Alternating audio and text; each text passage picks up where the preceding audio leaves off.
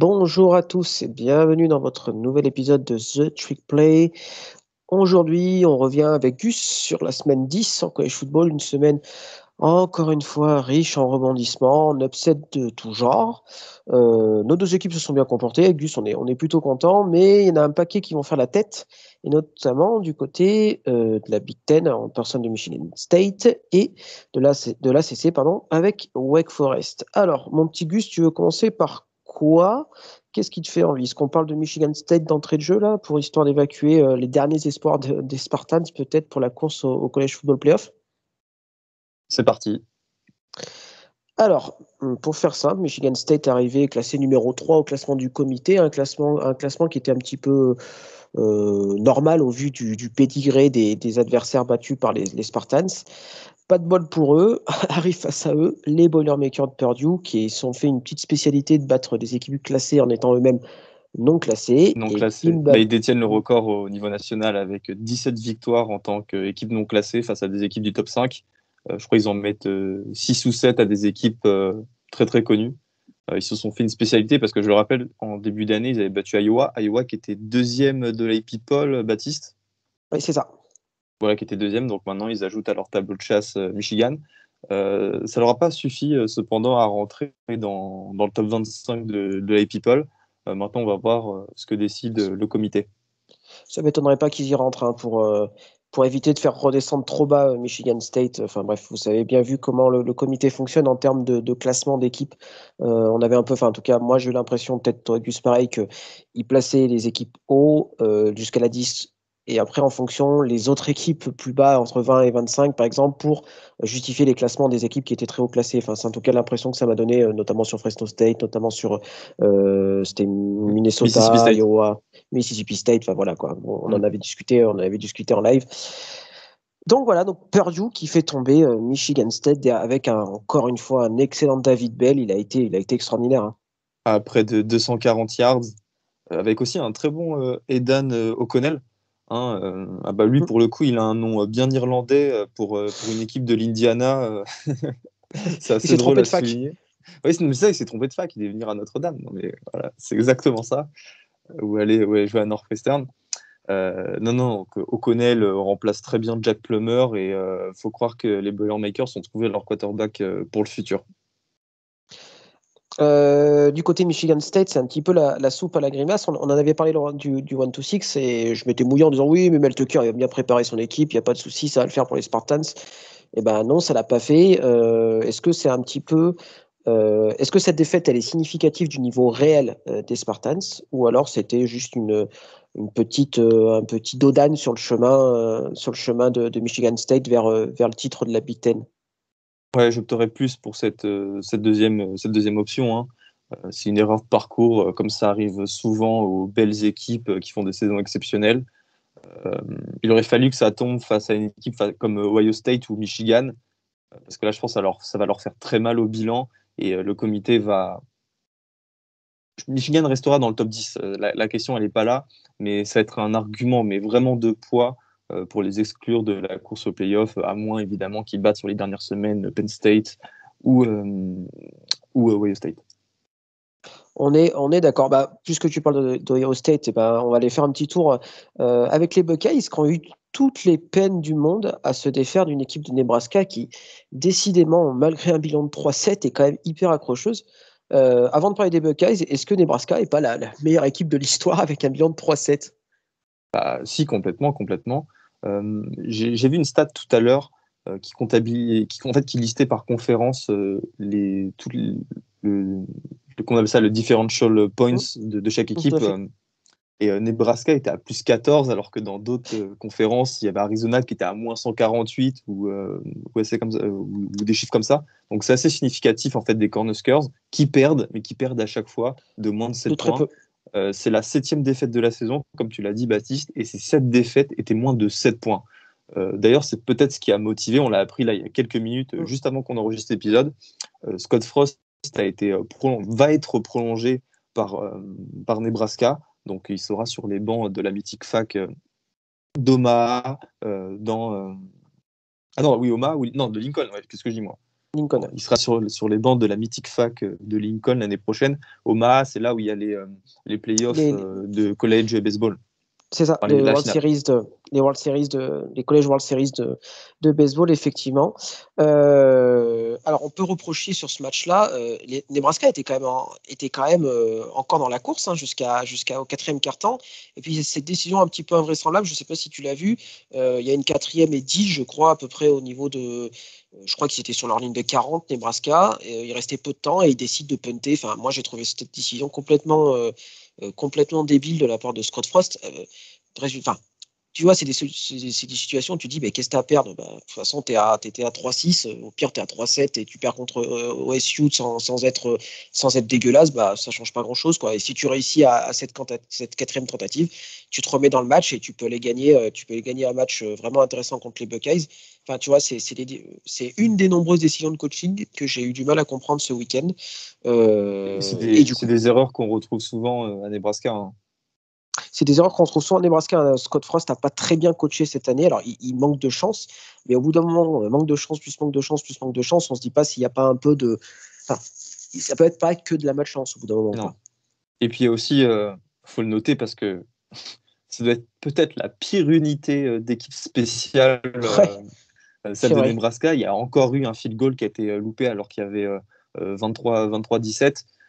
Ça aurait pu changer la phase du match.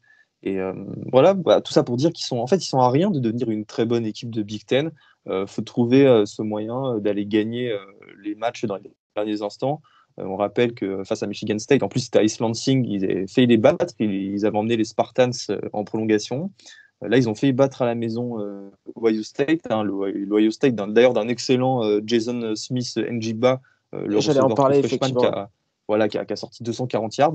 Mais Nebraska est vraiment proche et franchement, je pense que c'est ça qui a motivé le directeur athlétique à prolonger Scott Frost. Maintenant, il va falloir qu'il s'entoure mieux, notamment avec un meilleur coach d'équipe spéciale et trouver un moyen de corriger ces petites scories qui rendent en fait un bilan mauvais.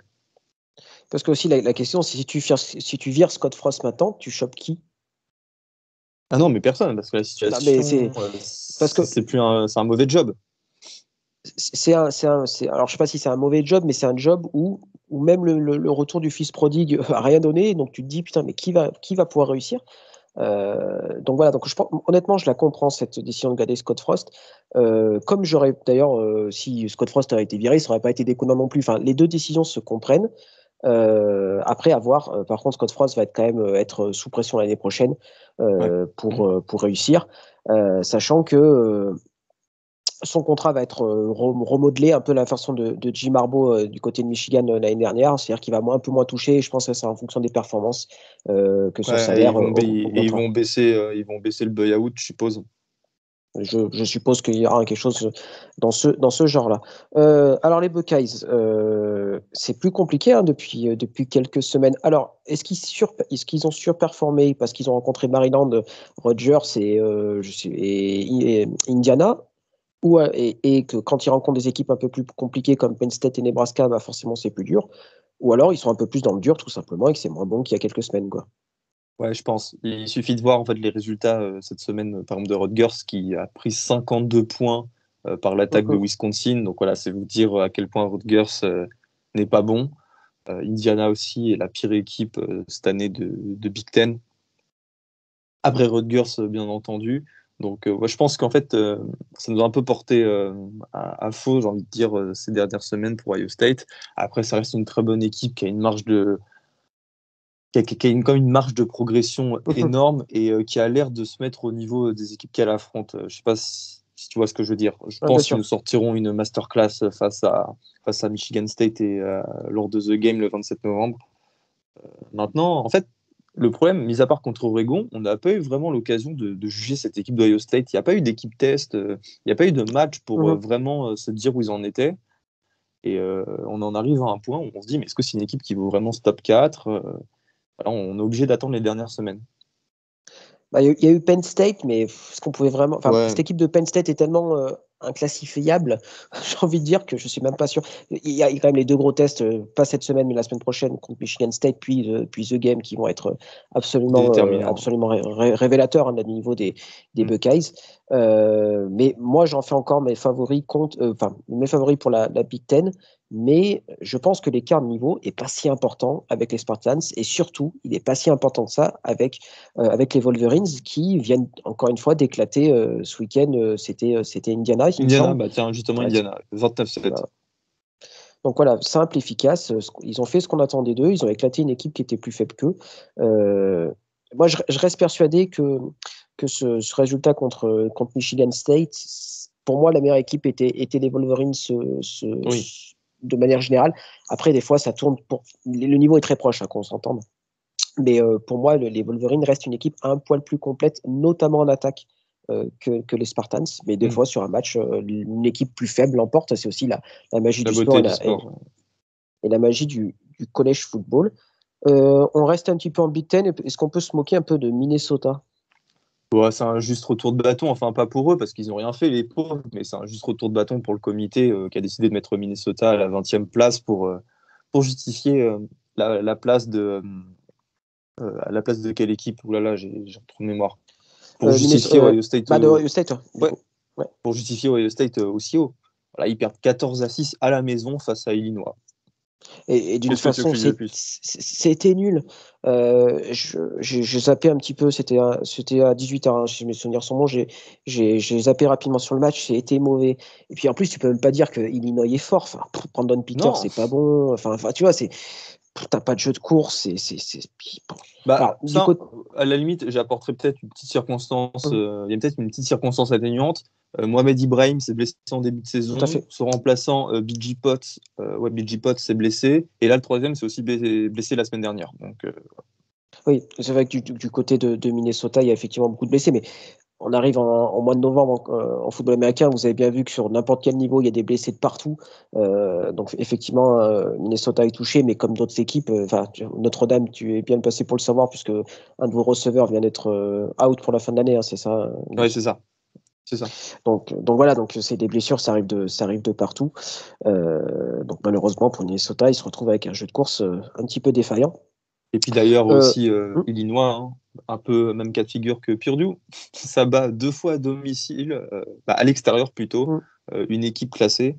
Il y a 2 semaines, c'était Penn State au Beaver Stadium, et là, c'était Minnesota c'est quoi déjà le nom du stade? C'est l'ancien stade des Vikings? Le TMF? Non, Ouais, c'est ça, ouais. J'ai perdu le nom, mais oui, c'est l'ancien stade des Vikings, celui où merde, j'ai oublié le kicker des Vikings qui avait loupé le field goal ah oui. contre les Seahawks il y a quelques temps. Les fans des Vikings doivent l'oublier, ont dû l'oublier assez rapidement aussi. Donc voilà, on va rester en Big Ten West avec une équipe qui, par contre, elle, monte clairement en puissance et pourrait jouer les troubles faits et même remporter la Big Ten West. C'est Wisconsin, qui a éclaté une Exact. équipe de Rodgers qu'on voyait peut-être un peu trop belle, mais en tout cas, Graham Mertz a l'air d'être se remis un peu les idées en place. Et ben voilà, Wisconsin, ça gagne et c'est impressionnant. On revient sur les Wisconsin comme on connaît, quoi. Et je vais pas cracher dans la soupe, je suis bien content de les avoir battus. Ils sont en train de gonfler Tout à notre fait. bilan. Et même C'est vrai Purdue, que hein. oui, c'est vrai que un des grands gagnants de ce week-end, C'est Notre-Dame. bah, c'est vous. On va en profiter pour parler de Notre-Dame. C'est vous, puisque Purdue, bah, il gonfle, une victoire de Purdue, ça gonfle votre CV. Un Wisconsin qui revient en puissance, ça gonfle votre CV. Et Bon, une Florida State victoire, qui perd, pas trop, mais ouais, mais une victoire de North Carolina face à Wake Forest. aussi. C'est vrai On que a battu North Carolina la semaine dernière. c'est vrai que c'est un bon week-end pour vous. Alors, concrètement, le match a été un petit peu compliqué au début, hein. C'était sur le slate de 20h30. C'était en parallèle d'Oklahoma State, donc je suivais un petit peu le match d'un autre œil. Mais c'est vrai que Navy a mené 3-0, hein, c'est ça, hein, avant que la Ouais, c'est machine se ça. mette un Bah, peu en place. on a eu, en fait, là où je pensais qu'on allait avoir du mal pour contrer la triple option, une chose qui est vraiment, faut vraiment se mettre ça dans la tête, hein. C'est jamais facile pour une équipe du Power 5 de contrer la triple option d'une académie militaire. Ça l'est Mhm. plus pour les équipes du Group of 5 qui sont habituées à jouer Navy et à jouer, non pas Army parce qu'Army est indépendant, mais à jouer Navy et à jouer Air Force. Air Force, c'est pas vraiment, non, c'est pas la triple option vraiment, mais bref. Navy, c'est vraiment la triple option, mais à son paroxysme, quoi. Je crois que leur quarterback, là, Lavataille, il a dû lancer un ballon sur le match. Bah, d'ailleurs, la passe, elle n'a pas été complétée. Donc, ça a été ça pendant 3 heures. On a dû se manger ces courses à répétition. C'est d'ailleurs très beau, hein, pour les gens qui aiment le jeu à la course, même si c'est un petit peu chiant. Mais Marcus Freeman, défensif coordinateur, qui était le défensif coordinateur de Cincinnati, avait l'habitude de jouer cette équipe les années précédentes. Et il faut croire qu'il a amené sa science un petit peu de la défense de Navy à Notre-Dame. Et ce qui fait qu'on les a limités à 156 yards en 55 portées, ce qui est plutôt une prouesse quand on voit notre run-stop sur l'année. Donc, je te disais, Baptiste, on a eu beaucoup de mal à scorer, à être bon, à être efficace au niveau de l'offense. Cette défense de Navy est très très bonne. Ça a toujours été le cas, mais au bout d'un moment, voilà, c'est une question de talent, quoi. On a plus de joueurs talentueux sur le terrain. Jack Cohn a sorti de très belles passes et la décision a commencé à se faire en début de troisième quart-temps. Alors, petit fun fact pour vos soirées pareil du samedi soir. Voilà, Navy a remporté le premier et le troisième carton 3-0 et vous avez remporté le deuxième et le quatrième 17-0. Donc voilà, ça fait Voilà. un score un peu en palindrome, j'ai envie de dire. Enfin, c'est pas vraiment un palindrome, mais en tout Si cas, on se comprend. en effet, un peu en effet miroir. Donc voilà, donc Notre-Dame qui continue à gagner. Et puis, mine de rien, je pense que vous êtes une meilleure équipe que ce qu'on aurait pu penser après la défaite contre Cincinnati. Non, vous me donnez l'impression quand même d'une équipe qui trouve son rythme et C'est exactement ça. qui risque d'être chiante à jouer jusqu'à la fin de l'année, quoi. Qui a fait un très mauvais début de saison et qui, Mmh. de semaine en semaine, s'est amélioré parce qu'on n'avait pas, on n'avait plus beaucoup de titulaires de retour, on a eu des blessés, mais non, faut dire que de ce côté-là, c'est hyper rassurant. On monte, en fait, notre niveau augmente crescendo et on jouera la semaine prochaine à 1h30 sur ABC face à Virginia. Ça risque aussi d'être un match plutôt sympa à mater. Sachant qu'on ne sait pas si Brandon Armstrong sera rétabli, malheureusement, ça serait un petit peu Moi, dommage s'il n'est pas sur le terrain. j'ai lu que Bronco Mendenhall, Mmh. le coach des Cavaliers, allait faire en sorte de le faire jouer. Bon, bah, c'est une bonne nouvelle quand même pour le spectacle parce que Ouais, Virginia, c'est quand même une des équipes les plus sympas à avoir joué cette année. une des meilleures attaques du Notre pays. Ouais. Donc voilà, ça peut être un petit peu un choc de style en tout cas. Mm. C'est à Notre-Dame, Notre-Dame Non, Stadium ou c'est ça à Charlottesville. à Charlottesville. Donc un petit trap game, on en rediscutera samedi bien évidemment pour le 1-2-6. Et pour faire Quoi, la transition, Baptiste, tu sais, on parlait en privé de ces défaites du top 10, de ces victoires pas convaincantes. Il faut croire que Michigan et Notre-Dame et Oklahoma, donc je te propose de parler d'Oklahoma State maintenant, tout à ces fait. 3 équipes sont les seules à avoir eu des victoires convaincantes. Tout à Donc, fait. est-ce que tu penses que, avant de parler du match des Cowboys, est-ce que tu penses que ça va avoir un impact sur le comité, sur la décision du prochain top 25? Le problème, c'est que le comité fonctionne enfin, met des classements et après argumente en fonction des classements. Enfin, c'est pas un argumentaire qui va faire leur classement, c'est un classement qui va faire leur argumentaire, j'ai envie de dire. Donc j'espère que les belles victoires de Notre-Dame va compter pour Notre-Dame et pour Cincinnati d'une certaine façon. J'espère que la belle victoire de Michigan va compter pour eux et j'espère que notre belle victoire contre West Virginia va compter aussi. Mine de rien, moi, je compte sur Iowa State pour continuer à être performant, parce que notre seule défaite, c'est contre Iowa State et que là, ils viennent d'éclater Texas. Donc, toutes les victoires d'Iowa State sont bonnes à prendre. Puis voilà, on était donné gagnant de 3 points, 3 points et demi contre West Virginia. On les éclate de 24-3 sans que ça s'ouvre d'aucune contestation. Je vais faire un peu mon homer, hein, mais qui actuellement a une meilleure dynamique qu'Oklahoma State, mis à part Georgia et peut-être Notre-Dame? Bah, je sais pas. Honnêtement, je sais pas parce que on a très mal commencé l'année. Je dis pas le contraire. Le match contre Missouri State c'était immonde, le match contre Tulsa c'était immonde, le match contre Boise State c'était immonde. Mais depuis l'entrée Mm. en calendrier de Big 12, bah, on est une des meilleures équipes du pays. Alors on n'est pas parfait, c'est clair, mais honnêtement, qui l'est cette année? Qui est parfait cette année? Non, personne. Mais c'est ça, il n'y a que Georgia qui est parfait. Georgia, d'ailleurs, qui a battu 43-6 Missouri, voilà, histoire de le placer. Donc voilà, après moi je me dis, alors il y a 2 matchs très pièges qui s'annoncent pour les Cowboys, une réception de TCU qui vient de tout changer et qui s'est remis pareil un peu les idées en place en battant Baylor, qui me fait Belle très très peur. victoire. Et il y a ce match contre Texas Tech qui me terrifie. On a eu tendance ces dernières années à prendre Texas Tech de haut en se disant ouais, c'est des victoires faciles. Et 2 années de suite, en 2018 et 2019, on est tombé de très haut contre les Red Raiders. Et j'ai un peu peur que ça soit ce cas cette année. Enfin, chat et chaudé craint l'eau froide, hein, tu connais l'expression. Et là, c'est un petit peu ça. Donc, je pense que c'est un programme qui est un peu en difficulté, les Red Raiders, mais on a tendance à perdre parfois ces matchs un peu faciles. Donc voilà, j'espère que ça ne sera pas le cas. Mais toujours est-il que cette performance contre West Virginia, elle a été extraordinaire. Défensivement, ça a été. Défensivement, j'ai vu les stats. Là, on a Brock Martin, le defensive end, qui fait encore 2 sacs et demi et 2 plaquages pour perte. On a le true freshman Colin Oliver qui sera, je pense, un des grands noms défensifs de tout le pays les années qui suivent. On a une secondary qui continue à performer malgré mes doutes sur certains joueurs. Voilà, on est une super équipe et puis on est super bien coaché. Hein. Jim Knowles, ce coordinateur défensif, pour moi, est un des meilleurs et un des cerveaux défensifs du pays. Il le montre parce que voilà, on recrute pas des 5 étoiles, on recrute rarement des 4 étoiles, mais c'est simplement c'est la troisième meilleure défense du pays. Voilà, c'est statistique, c'est pas moi qui l'invente, c'est comme ça. Qui est devant? Donc voilà, il y a Wisconsin et premier Georgia, bien évidemment. Pas mal, pas mal. Et du coup, tu sens comment là, le Sugar Bowl face à Alabama? Non, c'est pas le Sugar. Si, c'est le Sugar. Ça serait, Ouais, ça serait Sugar Bowl contre Alabama. Bah, moi, honnêtement, pas ça mal, serait hein. cool. Ouais, c'est un peu les prédictions du moment. Alors, on va pas mettre la charrue avant les bœufs. Hein.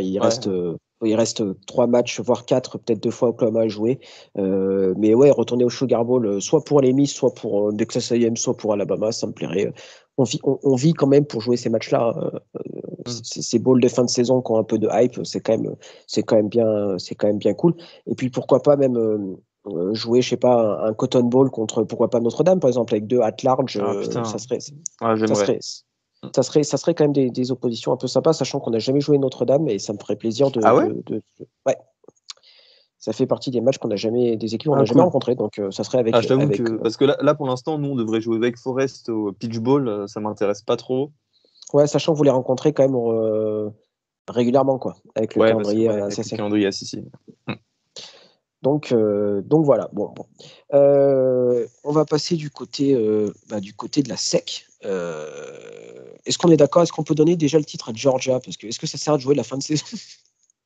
Non, non, mais voilà quoi. Encore face à Missouri 43-6, ils auraient pu mettre 25 points de plus. Ouais, mais il faut leur donner maintenant. Faut donner le Iceman à Jordan Davis, à cette D-line. Ils sont injouables. Ils sont injouables et le pire, c'est que ils font rentrer les freshmen en fin de match. Non, mais c'est ça. Mais en fait, Ils défoncent tout le monde encore. c'est comme ce que dit Guigui. Ils font rentrer les trous freshman et c'est ceux qu'on verra la semaine prochaine et dans 2 ans. Voilà. Ouais. Ah, C'est comme ça que tu fais performer ton équipe sur le long terme. Bon, là, l'objectif, il est à court terme, c'est de gagner le titre national cette année.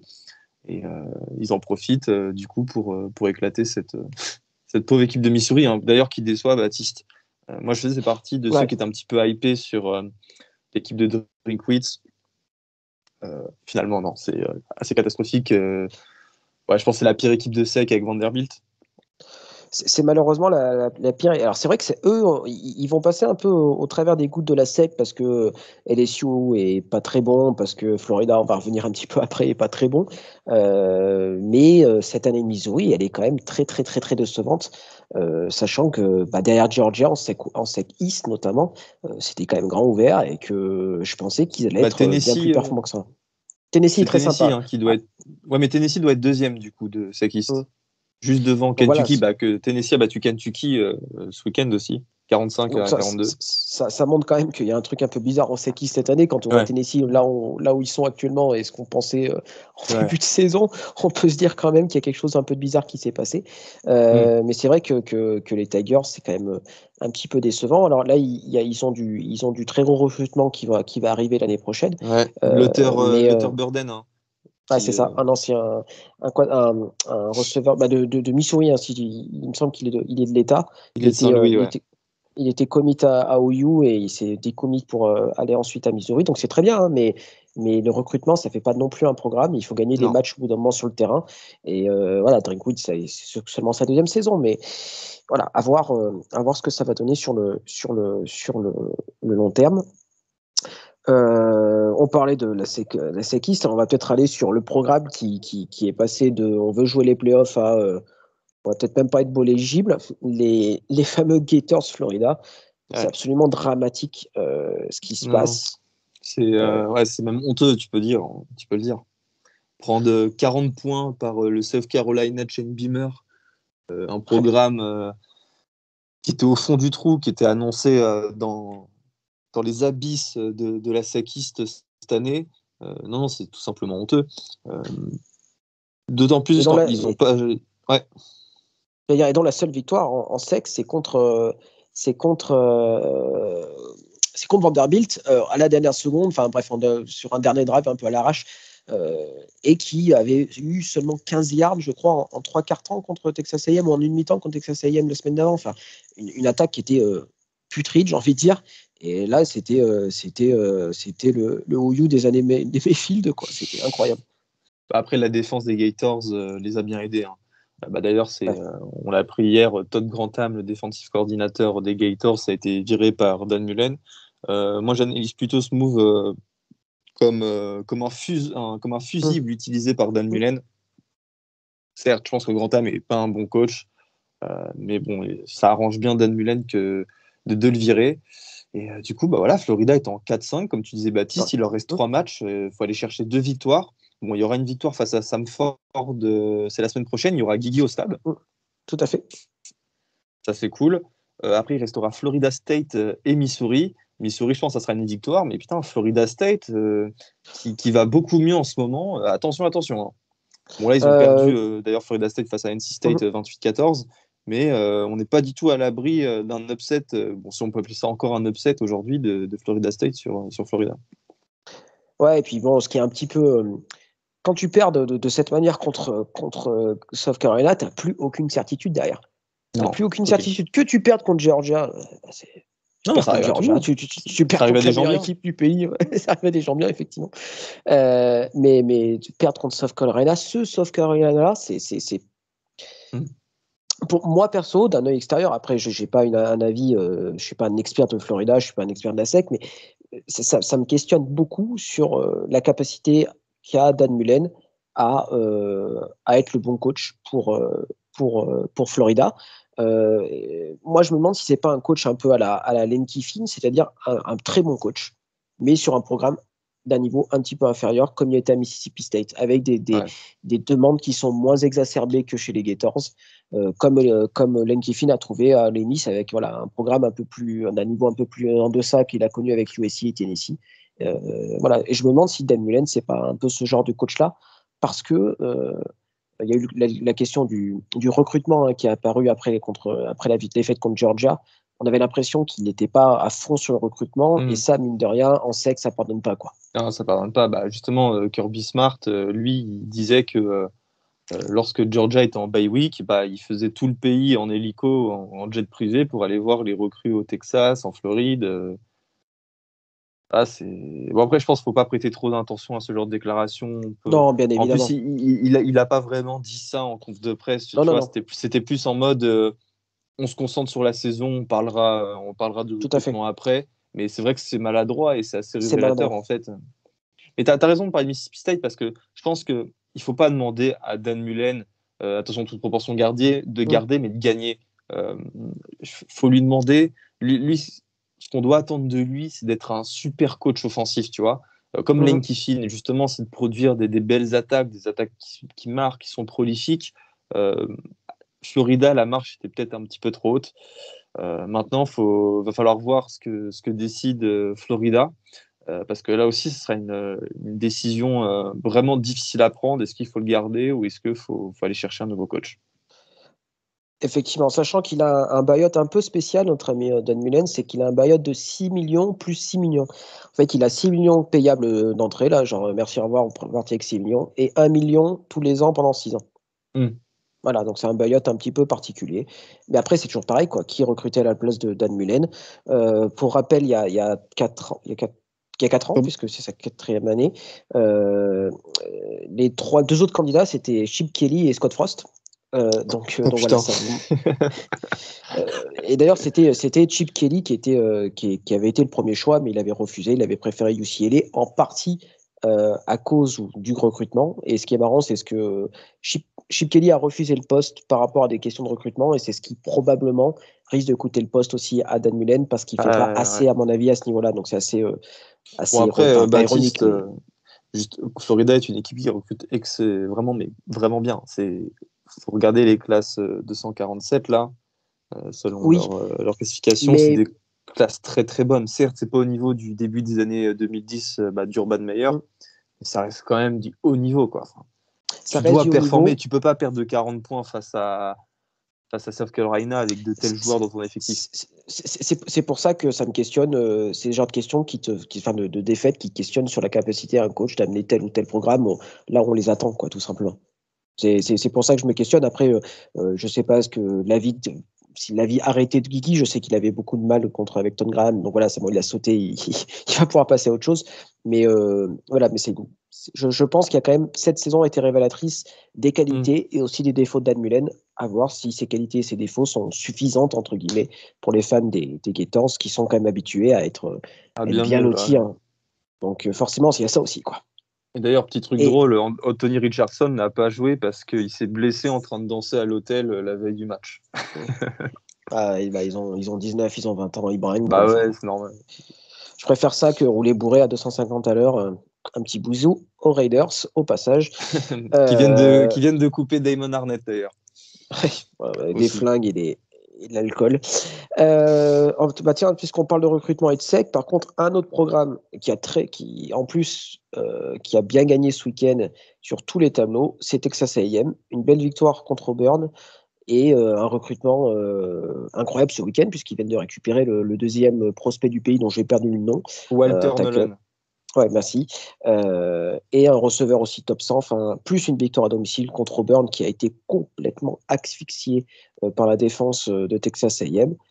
Et on a de retour les Aggies sur le devant de la scène de la SEC. Et pourquoi pas une place en SEC Championship si Auburn bat Alabama, quoi. Ouais, faudrait qu'Auburn batte Alabama ou qu'Alabama perde un match. Hein. Ouais. J'ai un Il faut peu. tout Mais à fait. ça sera peut-être possible. Mais tu parlais de dynamique, Baptiste, Texas A&M est sur une excellente dynamique aussi. Hein. On pourrait Mhm. presque la comparer à celle d'Oklahoma State ou de Notre-Dame.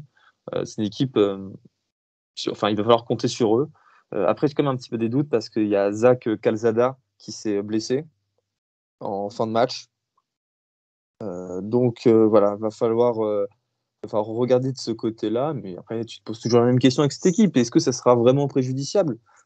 Une telle défense, avoir réussi à museler Bonix et Tank Bixby,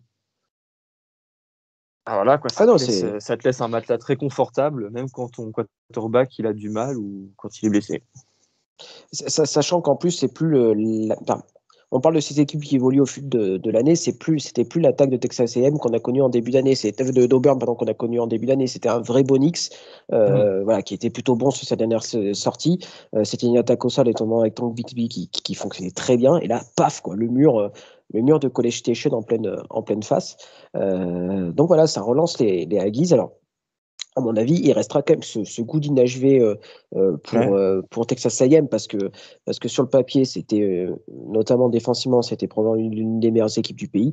Et ces deux défaites coup sur coup contre Arkansas et Mississippi State coûtent énormément aux Aggies qui avaient quand même l'année euh, pourquoi pas jouer le titre, hein, parce que mine de rien, Alabama est peut-être pas aussi fort qu'on le disait, les Sioux et c'est compliqué et voilà, Auburn et Ole Miss sont pas seront pas parfaits. Donc voilà, c'était peut-être l'année pour. Et je pense que Ah, ça. non, mais c'était l'année pour, c'est ça. Tu bats Alabama et après tu perds contre deux rivaux en SEC West.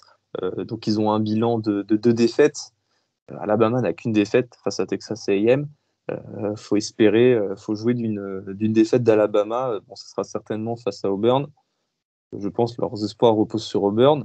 Mais voilà, c'est ça, tu as ce goût d'inachevé, presque de frustration, quoi, de te dire que s'il y a une année pour pousser Bama sur le côté, pour pour aller en fait en finale, c'était celle-là et voilà, ils Ah, auront un goût amer. Ouais, il reste un peu, hein. On sait que alors l'Iron Bowl se jouera à Auburn, hein, et les 2 dernières fois que Alabama a joué à Auburn pour l'Iron Bowl, c'était 2 victoires d'Auburn. Donc voilà, les stats sont encore sont pas si mauvaises que ça pour les espoirs de Texas A&M, mais bon, ils sont quand même derrière.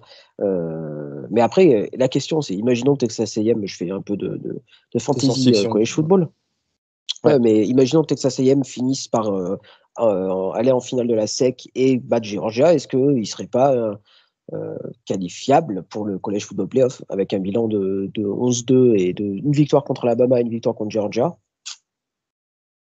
Ah ouais, surtout que Alabama à ce moment-là était numéro 1 et Georgia serait numéro 1.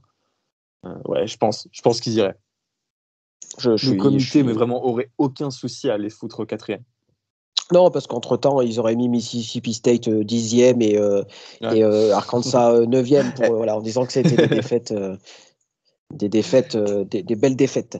Mais attends, c'est une Euh, belle transition parce que j'ai vu un tweet Tout hyper à drôle fait. du compte Reddit College Football euh, qui a fait son top 10 avec LSU en numéro 10 justement pour justifier la place d'Alabama.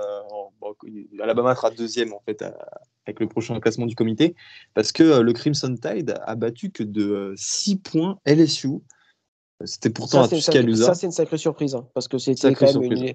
c'était quand même les U15, hein, de LSU, hein, vu le nombre de Non, blessés. mais équipe décimée, on en parlait avec Ryan tout à l'heure. LSU, sincèrement, ils ont une équipe, ils ont un roster de joueurs blessés, mais n'importe qui dans le pays, n'importe quelle équipe, peut-être sauf Georgia et Bama, serait prêt à échanger le leur pour avoir celui-là.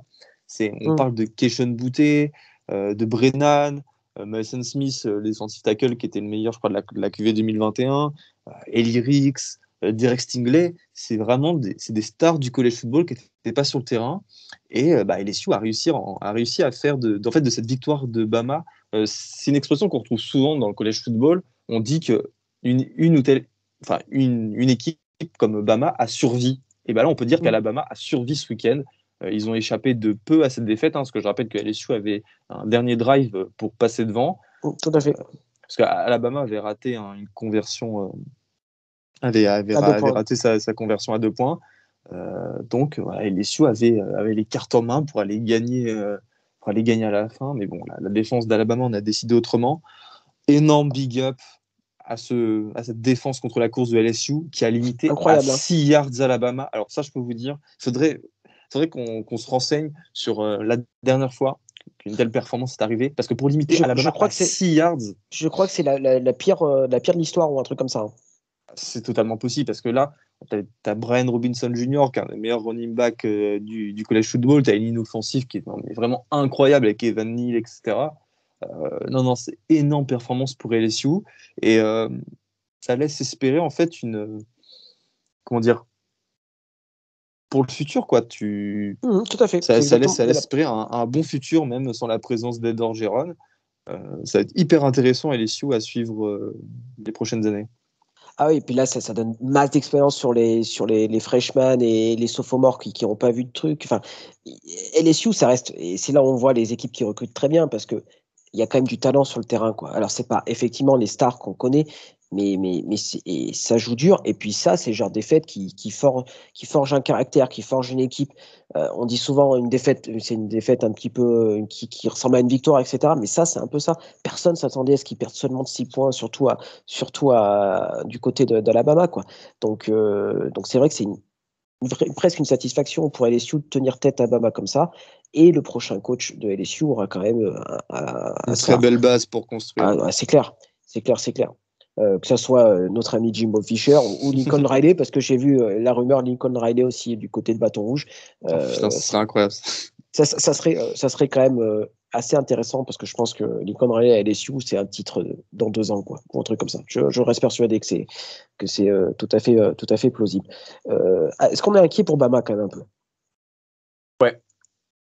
Ouais, parce que cette équipe est friable. Là où les années précédentes, elle, tu sais, hormis les saisons où cette équipe était invaincue, elle montrait quand même sur quelques matchs, elle perdait sur un fait de jeu, Par exemple, je pense à ce retour de coup de pied face à Auburn en 2014. Toi, il y avait toujours un match lâché par-ci, par-là, parce que c'est le jeu du sport, en fait. Mais là, cette année, à quasiment tous les matchs, Alabama nous a montré des faiblesses, bon, sauf face à Mississippi State. Et maintenant, faut se poser la question, il faut se dire, est-ce qu'une équipe va réussir à les exploiter pour les battre, quoi, pour leur infliger une deuxième défaite de la saison? Et plus les semaines avancent, plus on y pense. Et comme on en parlait avant, il semble que Auburn sera bien placé pour aller chercher cette victoire. Moi, je demande à voir, parce qu'Alabama reste Alabama. Ils ont un sorcier comme coach. Franchement, je pense que les joueurs se sont pris une gueulante dans le vestiaire après. C'est pas une victoire pour Nick Saban. Donc voilà, faut voir comment ils vont se relever. On sait qu'après la défaite face à Texas A&M, le Crimson Tide s'était bien énervé sur Mississippi State en leur infligeant un 49-9. Bon, là, ils auront un match la semaine prochaine face à New Mexico State où ils pourront aussi s'amuser un petit peu. Puis se défouler. Puis ils enchaîneront sur une réception d'Arkansas et ce déplacement le 27 novembre à Jordan Hare Stadium à Auburn. Jordan Hare Stadium. Attends, une victoire contre Mississippi State, c'est quand même une victoire contre la 17e équipe du pays, hein, ni plus ni moins. Donc, tu vois, ça marque quand même les esprits. Bon, on va Mississippi du côté de State qui a perdu. Ouais, c'est exactement ce que j'allais dire. Une défaite sur un field goal loupé à la dernière seconde. D'ailleurs, j'ai trouvé les propos de Mike Leach en conférence de presse. C'était, voilà, encore une fois, il l'a jeté en pâture. C'était donc pour la petite histoire, donc je crois que Mississippi State a loupé 3 field goals lors de ce match. Et donc en conférence de presse, Makic a dit on va faire des try-outs pour un nouveau kicker sur le campus. C'est ça la précision, c'est en mode n'importe quel étudiant peut venir se frotter au kicker de Mississippi State qui doit être sous scholarship sûrement et qui devait performer au niveau lycéen. Et c'est une humiliation en fait. Tu humilies ton joueur et ça c'est vraiment un bad move. Ouais. Moi, j'ai vraiment du mal avec ce genre de comportement de coach. Et des fois, je me demande quand même comment ces mecs-là peuvent motiver 85 que 110 joueurs tous les samedis pour aller à la guerre, entre guillemets, quoi. Ces mecs manquent parfois de discernement et de qualité humaine qui me semble quand même important quand on parle à des gosses de 18 à 22 ans. Et je suis un petit peu triste venant en plus d'un coach comme Mike Leach qui a quand même un peu... C'est un coach emblématique du college football. Il a la bouteille en plus, enfin, il sait comment ça marche. Voilà, donc je trouve ça un petit peu triste. Donc Mississippi State qui bascule à 5-4, j'espère quand même on va pas les voir dans le classement du comité à 5-4, quoi. Non, impossible. Par contre, on risque de voir Arkansas qui bascule à 6-3 et que eux, par contre, c'est tout à fait plausible. Bon, ça le sera, c'est sûr. Surtout que Bama jouera Arkansas dans 2 semaines. Vous avez compris le petit jeu de faire monter certaines équipes pour justifier certaines choses. Ouais, on en a un peu gros avec. Moi personnellement, j'en ai un peu gros avec le comité par rapport à la justification des classements qu'ils ont un petit peu de façon un petit peu biaisée, notamment envers la SEC et la Big Ten.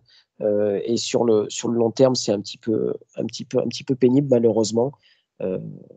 Voilà, sachant que je dis pas personnellement, je ne sais pas qui est la deuxième meilleure équipe du pays. Je ne sais pas si toi, Gus, tu as une idée précise sur. J'ai eu du mal à faire mon top 5 de mon top 25. J'ai un peu du mal à justifier que telle ou telle équipe. Pour moi, entre 12 et. Allez, entre 2 et 12, c'est des équipes qui sont d'un niveau à peu près équivalent, avec des grosses faiblesses, des grosses qualités. Mais entre un Baylor et un Alabama, je suis pas certain qu'il y ait tant de différence que ça, par exemple, quoi, tu vois. Entre un Texas A&M et un Ohio State, je suis pas sûr qu'il y ait tant de différence que ça. Entre un Wake Forest et un Michigan, je suis pas certain qu'il y ait tant de différence que ça. Donc voilà, c'est ce qui rend cette saison si intéressante. Et toujours avec cette possibilité de voir Georgia tomber, parce qu'on n'est pas à l'abri non plus sur un match de savoir ce qui se passe, quoi. Attends, je vais te dire, ils vont jouer contre qui, Georgia, sur cette fin de saison? Il y a déjà Georgia Tech sur le dernier match, c'est sûr. Oh là, ça va être un pugilat. Tennessee, Charleston, Southern et Georgia Tech. Ouais, Georgia Tech, j'espère que... Ouais, Jahmyr Gibbs va peut-être sortir le match de fou furieux, mais bon, j'ai un peu du mal. J'ai un petit peu du mal à... cette D-line. Ouais, j'y crois pas du tout.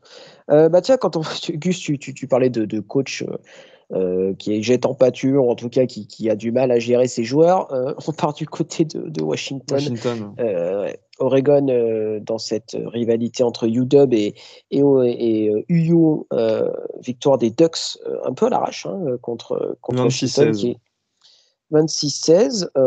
Alors, on va parler du Jimmy Lake avant de parler des Ducks, parce que je pense que c'est peut-être le sujet un peu qui fâche. Entre ses déclarations de début de semaine qui sont complètement à côté de la plaque et son coaching, son choix de punter en fin de match absolument désastreux.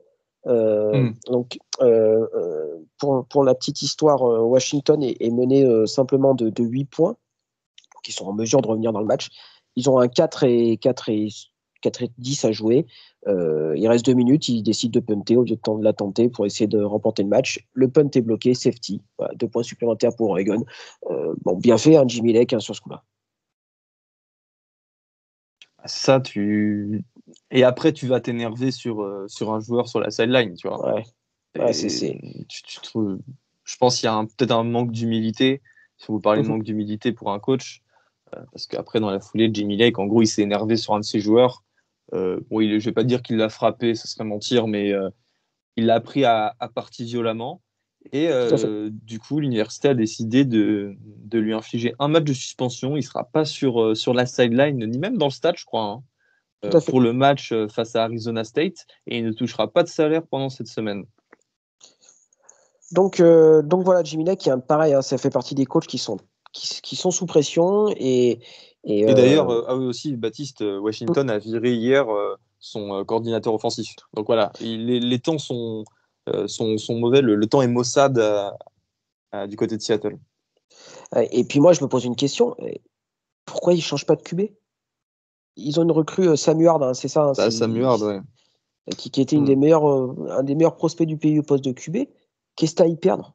Il y a quand même des fois des coachs qui, à force de vouloir faire compliqué, ils se mélangent les pinceaux. Alors, je suis pas, je suis sur au fin fond de mon lit en train d'enregistrer ça, mais des fois, je trouve qu'ils se compliquent la vie inutilement, sachant que de la même façon que Nebraska, qu'on disait avant, qu'est-ce à y perdre? Leur saison, elle est mauvaise. Elle était ratée depuis la première week avec la défaite face à Montana. Non, je comprends pas. Faudrait qu'on se renseigne après, Baptiste, qu'on aille voir si Sam Huard, s'il est prêt ou pas prêt. Enfin, il y a peut-être ça qui l'explique, mais c'est aussi triste, quoi. Je sais que ça fait pas mal grincer des dents du côté des fans des Huskies qui comprennent pas trop cette gestion des QB. Et voilà, on sait jamais, mais c'est pas impossible que Sam Huard décide de se tirer et derrière, voilà, ils se mettent en difficulté le programme de Washington. Viens à Notre-Dame. Ça ferait plaisir de voir un vrai QB, enfin pas un vrai QB, mais tu vois, un nom un peu ronflant débarquer à Notre-Dame parce que voilà, ça a été souvent un peu le chaînon manquant sur une saison où on pouvait viser le titre, quoi. Tu es en train de dire que Ian Book n'était pas le chaînon manquant? Je suis en train de dire que Ian Book était compris. un bon quarterback, mais pas un quarterback qui t'amène au titre. Mais c'est déjà bien d'être un bon quarterback. Oui, c'est excellent. Excellent quarterback. Les Ducks, ils continuent leur bonhomme de chemin.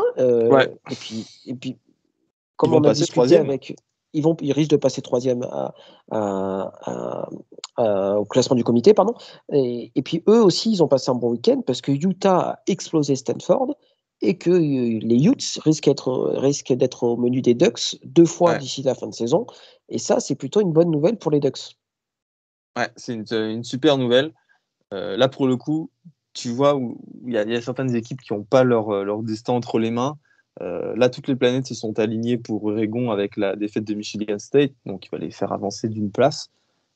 Avancer d'une place au classement du comité, c'est demander à une deuxième équipe derrière de faire une fin de saison en boulet de canon. Donc voilà, ça c'est à apprendre. Et tu as Utah. Voilà, tout va jouer sur le match face à Utah. Ils battent Utah, ils seront en playoff. Ils seront même deuxième, je pense. Je pense qu'ils peuvent avoir la possibilité d'arriver deuxième, surtout si les Buckeyes remportent la Big Ten. Et puis voilà, ils sont. Utah sera un sacré challenge. Je pense que ça va être une équipe qui va leur poser des difficultés, mais il y a besoin de ça aussi pour prouver qu'on est une quatrième. qu'on mérite d'être dans le top 4 national. Donc je pense que ça va être des matchs hyper intéressants entre les Utes et les Ducks. Sachant que moi, ça me ferait quand même plaisir de voir Oregon en college football playoff, Ouais, moi aussi. pas simplement parce qu'on a Kevin et Robin qui participent qui ont participé au podcast. C'est même pas question de ça. C'est simplement que ça fait un peu de changement et que voilà, ça fait du bien d'avoir une équipe de Pac-12 aussi. Et moi, je verrais bien Malgré, aussi Utah au Rose Bowl. Je sais pas pourquoi oui, ça m'excite. tout à fait.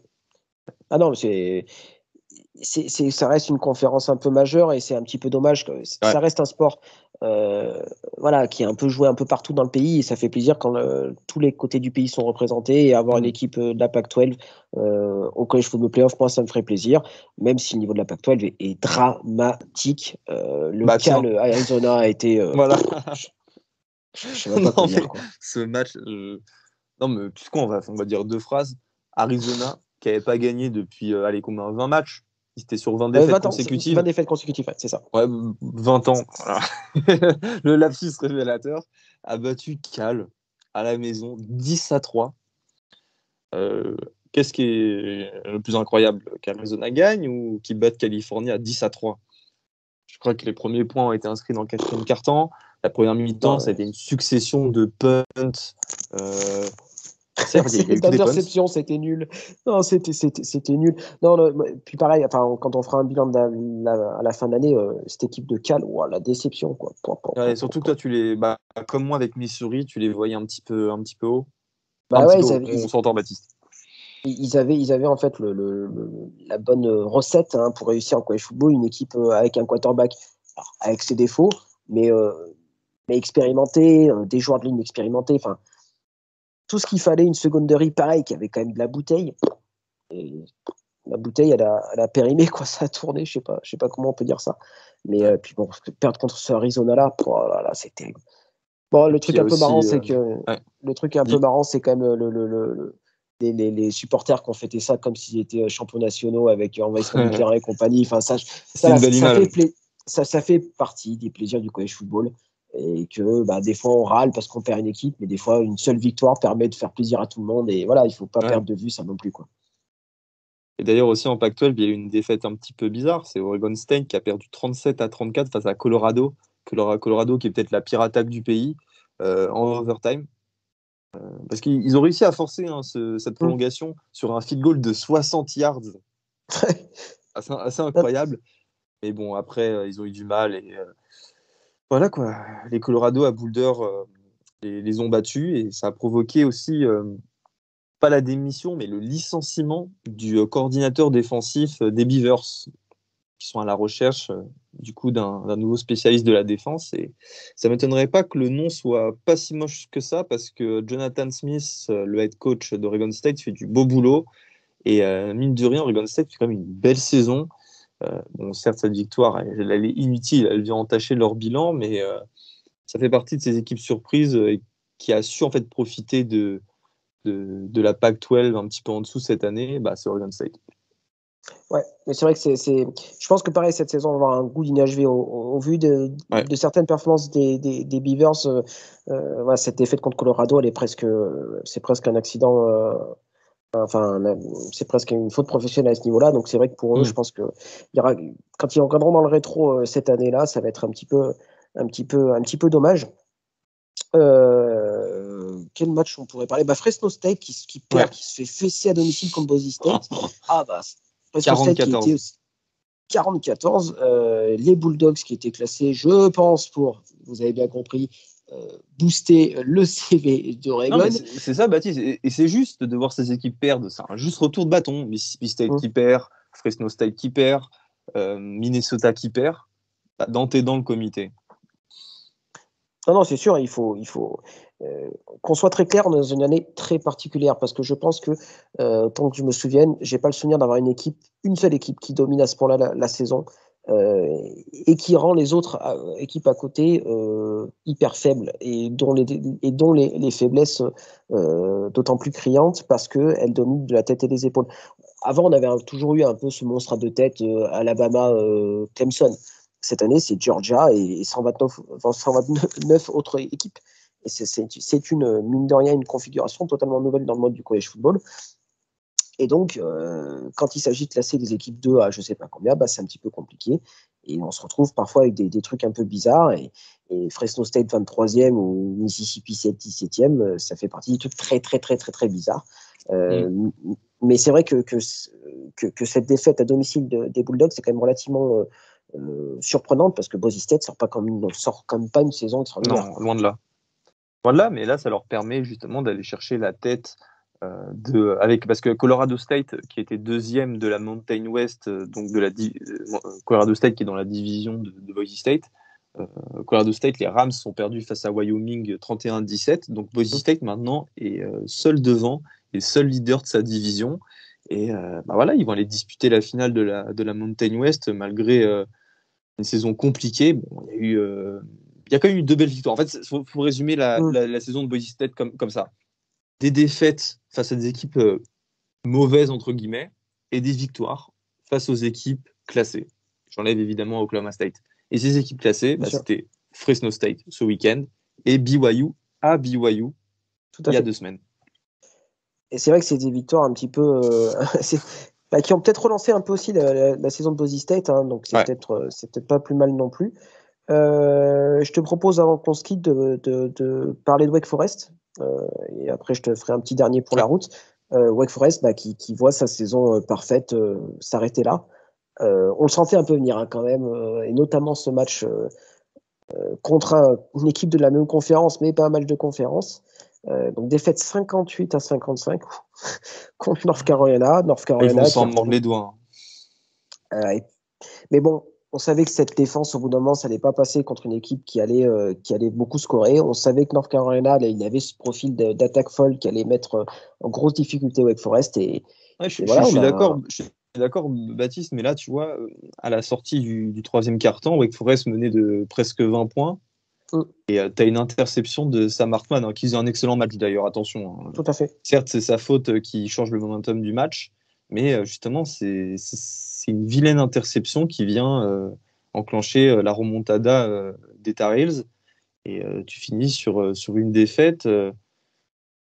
Tu vois, je pense que ça, elle va faire mal au mental des Mandicans. Il va falloir qu'ils se remobilisent. C'est vrai qu'une fois qu'on est tombé de haut, il faut savoir se relever. C'est pas forcément très simple, surtout quand on n'a plus pris l'habitude de la défaite. Hein. La victoire, c'est bien, mais lors d'une défaite, ça pique. Et se remobiliser, ça va être un petit peu compliqué. À Dave Clawson, l'entraîneur de Wake Forest, de remobiliser ses troupes. Je sais pas contre qui il joue. Il joue contre NC State.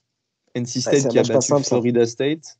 Et ils joueront la semaine suivante face à Clemson, et Clemson qui a aussi battu Louisville, hein, qui a eu du mal à battre Louisville, qui a battu les Cardinals sur la fin, puis Boston College en dernière semaine.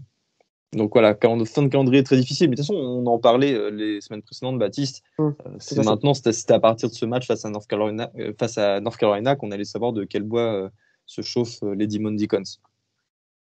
Effectivement, hein, qui reste quand même la belle surprise de cette saison. Peut-être même plus que ça se discute avec Michigan State peut-être. Enfin bref, on fera les bilans en fin de saison, mais cette équipe de Wake Forest est quand même super cool à avoir joué. J'espère quand même qu'ils partiront pas trop en live sur cette fin de saison pour qu'ils puissent jouer un bowl de Nouvel An. Ça serait quand même plutôt. Ça serait très mérité. Ça serait mérité pour une équipe qui nous a quand même donné beaucoup de plaisir cette année. On n'a même pas parlé de Cincinnati. On va s'arrêter un peu sur le cas Cincinnati avant de couper le récap de la semaine. Cincinnati qui, ça fait 3 semaines où c'est très très très très compliqué. C'est poussif. Et là, contre tout ça, il passe quand même pas loin de la correctionnelle. On a sur la toute fin de match, on a tout ça qui est en fourth and goal, passe dévié, balle récupérée par Cincinnati. Derrière, Desmond Ridder fait un QB sneak, il perd la balle, récupéré par tout ça, qui est donc en first and goal. Et derrière s'enchaîne un espèce de truc à la Pierre Richard du côté de tout ça. On a le quarterback qui peut sauter pour marquer le touchdown, qui finalement fait un slide qui fait qu'il n'y a pas de touchdown. Le fullback qui va rentrer dans l'end zone, mais au moment de rentrer dans l'end zone, il fumble la balle. Enfin, on a tout eu du côté des Golden Hurricanes. Finalement, Cincinnati s'en sort, mais c'est quand même pas très positif. Et pour le coup, ça donne un peu raison au comité. Bah, ouais, tu vois, là où justement, avec les défaites des équipes qui étaient là pour justifier la place de certaines équipes, là, ils se frottent les mains, hein, de cette victoire poussive des Bearcats. On le répète chaque semaine, mais Cincinnati doit gagner tous ses matchs haut la main. C'est ça. Là, tu gagnes d'un rien avec un brain fart de Desmond Reader. S'ils vont s'en servir pour les faire descendre, j'en suis sûr. Et surtout parce que Tulsa est mauvais cette année. Tout L'année ça pas dernière, bon. Tulsa était une très bonne équipe. Je crois qu'ils étaient invaincus même, non? Ou alors ils avaient eu que une victoire. Non, non, ils étaient pas vaincus puisqu'on les avait battus, mais ils étaient très Voilà. longtemps dans la course ils étaient très longtemps dans la course à l'AAC. Ils perdent contre SMU, je crois, sur une des fins de semaine, mais Ou c'était une Cincinnati en équipe. finale, mais bref. Tulsa cette année est mauvais. Ils ont perdu face à UC Davis, une équipe FCS Hum, en première semaine. Bon, après, évidemment, ils perdent contre Oklahoma State et Ohio State. Ils perdent hum, face à Houston. Et la semaine dernière, ils ont perdu face à Navy, quoi. hum. Navy qui n'est pas une bonne équipe cette année. Non, non, elle va faire mal. Elle va faire mal cette défaite. Et j'ai bien peur que, avec cette défaite et aussi celle de la défaite de SMU face à Memphis qui est aussi pas bon cette année, j'ai peur que ça soit trop pour eux d'aller chercher les playoffs maintenant. Ah, tu veux que je te donne mon sentiment? Je pense qu'ils vont passer septième. Ça m'inquiète. Je pense qu'ils vont reculer à ce classement-là. Qui passe devant? Notre-Dame? Soit Notre-Dame, soit Michigan.